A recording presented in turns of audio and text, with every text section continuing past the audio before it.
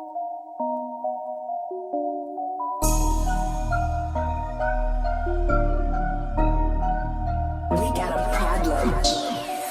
going on, guys? Welcome to the video.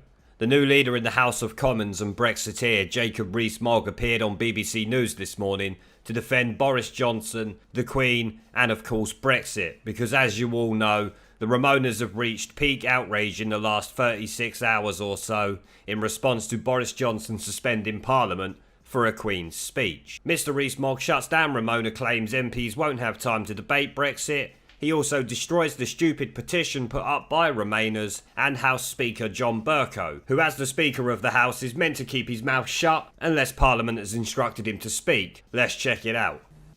There will be the debate on the Queen's speech, which is usually a 4 or 5 day debate, and during that time people are free to raise any subject that they like, so people could devote all of that to talking about leaving the European Union, but there will also be the European Council and time to debate any decisions that come from that Council, and certainly if there is an agreement there will be 13 days in which to debate implementing that in UK law. So there's a great deal of time to discuss European matters if that is what Parliament wishes to do.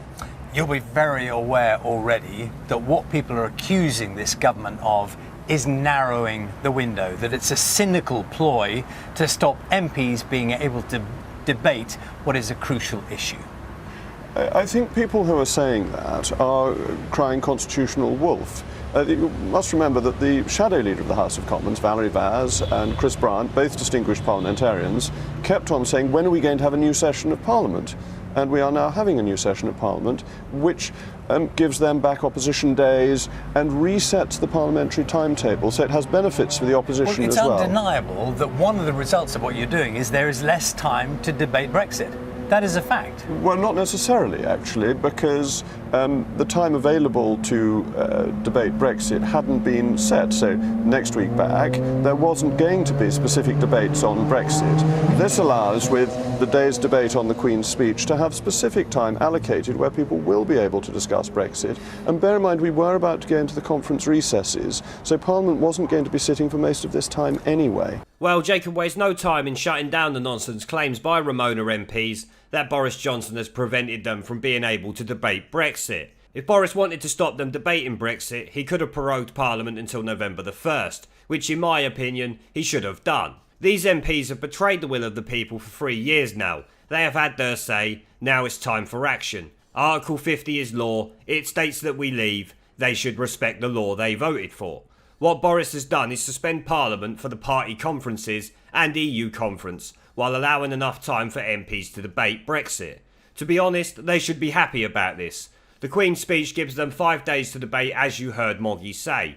Of course, none of the Remain MPs have pointed this out. They just want to make out Boris man bad, calling him a tin pot dictator who has to ask the monarch to do something. So yeah, Boris sounds just like Idi Amin to me, I guess. Jacob goes on to point out these Remoaners are crying constitutional wolf because Labour MPs have been requesting a new session of Parliament for a while now. When the government prorogues Parliament to give them that, they all cry out in despair. It's really quite pathetic. Well done, Mogg, for putting them right though. MPs only get 4 days off. It's not like Boris has stopped them entering Parliament for 2 months. It's literally fake outrage, just like the fake news the Remoaners live on. Address, if you would, the Speaker of the House of Commons. His quote is, "This is a constitutional outrage to stop debating Brexit." There is a constitutional problem with what Mr Speaker said. Speaker Leventhal said that he had not eyes to see nor tongue to speak unless directed by the House. It is not constitutional for the Speaker to express his opinion without direction of the House. He has had no such direction, and therefore his comments were in a private capacity. They cannot be as Mr Speaker. So, I mean, what are you going to do about that? You're saying he was allowed to say what he said? Mr Speaker has not eyes to see nor tongue to speak unless directed by the House. What he said from holiday yesterday was not directed by the House. So we get to the shitweasel John Bercow, and the bullshit he came out with in response to Boris telling him to hold his beer, because I'm sure you'll all remember him saying he won't allow Parliament to be prorogued. Well, guess what, fuckpig? There's nothing you can do. The PM has the executive power to prorogue Parliament. That is given to him by Her Majesty the Queen. EU collaborators don't get a say in that shit. Moggy points out John Bercow is not entitled to give his opinion as the Speaker of the House, since his job is based around only speaking when Parliament instructs him to, outing him as a biased little prick once more, like we didn't know that already though. He should be ousted from his post for this, in my opinion. How he can be allowed to do such a thing is astonishing. Mogg even quotes a previous Speaker of the House who actually understood the position he was in, and obviously was not a traitor to democracy like Bercow is. He quotes, "The Speaker does not have a mouth to speak unless Parliament instructs him to," which it did not, as he was sunning it up on his holiday while taking sides in a political debate which he has no right to do.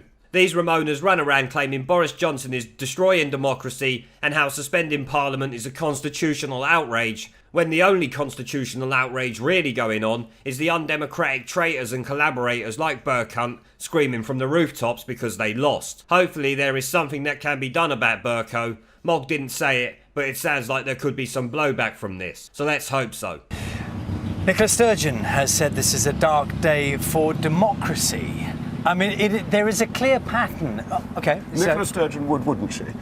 Nicola Sturgeon is the leader of a separatist movement within this country who wants to break up the United Kingdom. You would expect her, if the government had said we would celebrate Christmas Day on the 25th of December, Nicola Sturgeon would have been in a state of outrage. Well, okay, that's her default position. I love how the BBC tried to use the words of Nicola Fishlip Sturgeon to back up their fake outrage about Boris Johnson proroguing Parliament. Like that shit was ever going to fly with Mr. Rees Mogg. Jacob was waiting for this BBC tosspot to quote this undemocratic Remainer Sturgeon, who has spent the last 5 years ignoring the democratic decision made in Scotland that told old fish lips they would rather be in the UK than governed by her and imbeciles like Ian Blackford. Now, before Brexit, the BBC would be giving the SNP a hard time, because, like Jacob said, they want to break up the union, that the BBC normally try to defend. It's amazing how flimsy the BBC's positions are on things when it comes to Brexit. His Christmas analogy about her being outraged was amazing though. I think right now if Boris Johnson offered her Scottish independence,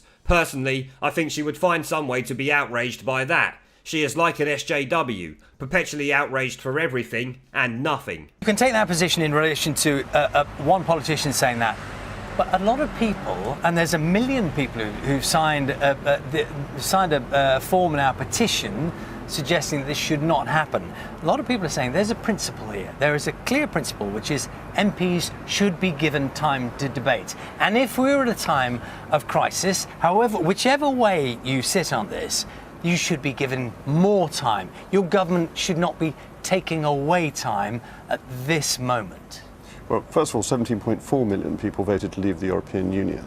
And Dicey, the great constitutional theorist who sets out the basis of parliamentary sovereignty, said that the point of our conventions was that Parliament and the Cabinet could follow the will of the nation. And that is what Parliament and the Cabinet are doing. So this is completely constitutional and proper. There is going to be lots of time to debate before the 31st of October. Parliament will be sitting then and will be able to have whatever motions it wants. I think the outrage is phony. And it is created by people who don't want us to leave the European Union and are trying very hard to overturn the referendum result and don't want the benefits of leaving the European Union, including cheaper food, clothing and footwear, which we will get when we are free to set our own economic policies. So, when the BBC fail with the Remoaner MP quotes, they move on to this worthless petition wanting to stop Boris Johnson suspending Parliament, which is a bit late and was pointless from the start. It was not a request. It was the Prime Minister's executive decision. It's essentially an order. The Queen granted it as we all knew she would. I'm really not sure what the BBC hoped to gain by even discussing it. Dominic Cummings is likely wiping his ass with that petition right now. And let's not forget, we have people on Twitter admitting to signing this petition 50 times. So how many of these Twitter activists have signed it multiple times, I wonder? Right now, they will do anything to stop Brexit. This is just another desperate ploy. The last month has been the calm before the storm. It's probably going to get a bit exciting now. But realistically, the BBC's claim 1 million people have signed it is completely wrong. I expect it's well below that number. Moggy rightly points out that 17.4 million people voted to leave the EU and expect it to happen after 3 years, so the petition means less than fuck all. Well, he didn't say that, but he might as well have. People are sick of the bullshit and just want Brexit done now. The rabid few on Twitter are not the majority at the end of the day. Jacob Rees Mogg is too clever for these idiotic BBC hosts though. That's why he only ever gets short TV interviews, because he will rubbish their bullshit narrative with ease. So they have to move on, as they can't let their viewers see through their bullshit. Mogg once again points out the same shit we all know. The outrage is fake because what Boris Johnson has done is normal procedure when scheduling a Queen's speech. And let's not forget, the people these mainstream media shitweasels are quoting here are undemocratic and traitorous idiots like John Bercow, who has no right to speak on the matter anyway, or Nicola Sturgeon, who wants to destroy the Union. Mogg actually chuckled when he quoted the SNP spunk trumpet. I am shocked though that the BBC didn't quote Toe Swinson or Anna Soubry along with these idiots. I guess they knew it was a waste of time and they should just get a Remoaner on to back up their anti-Brexit propaganda because Rees Mogg is too intelligent. Well, I'm going to end the video there. I just want to thank the channel's PayPal, Patreon and Subscribestar members for supporting the channel, along with everyone who watches my video. Remember to let me know what you guys think down in the comments section below. Leave a like, subscribe and share this video as it helps the channel a lot, and I will see you all in the next one.